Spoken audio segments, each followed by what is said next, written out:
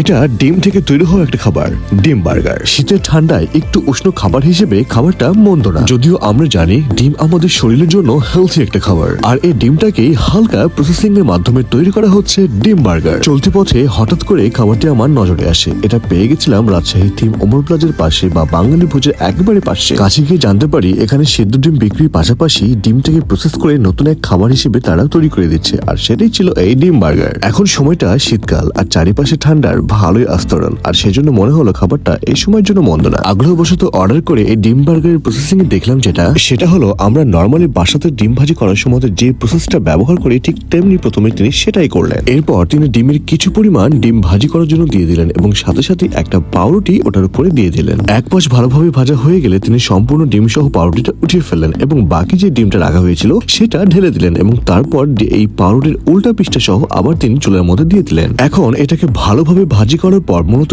এটাই হয়ে গেল সেই ডিম বার্গার। এবার খাবারটি ট্রাই করার পালা। আমি খাবারটি ট্রাই করে সবকিছু ভালোই লাগে, কিন্তু আমার কাছে মনে হচ্ছিল যদি এই সাথে এক্সট্রা সস বা কোনো টক জাতীয় কিছু থাকতো তাহলে মনে হয় খাবারের স্বাদটা আরো একটু ভালো লাগতো। তবে এটাও খেতে খুব একটা খারাপ লাগছিল না। তবে আপনারা যারা খাবেন তাদের জন্য একটু জানিয়ে রাখি, এখানে বার্গারের দুইটা ধরন। একটা হচ্ছে মুরগির ডিমের, তার দাম পড়বে 35 টাকা, আর একটা পড়বে হাঁসের ডিমের, তার দাম পড়বে 45 টাকা। তো আজকে এই পর্যন্তই। তো নতুন কোনো ভিডিওতে আবার দেখা হচ্ছে আপনাদের সাথে, আর সেই পর্যন্ত পেজটিকে অবশ্যই ফলো করে রাখবেন।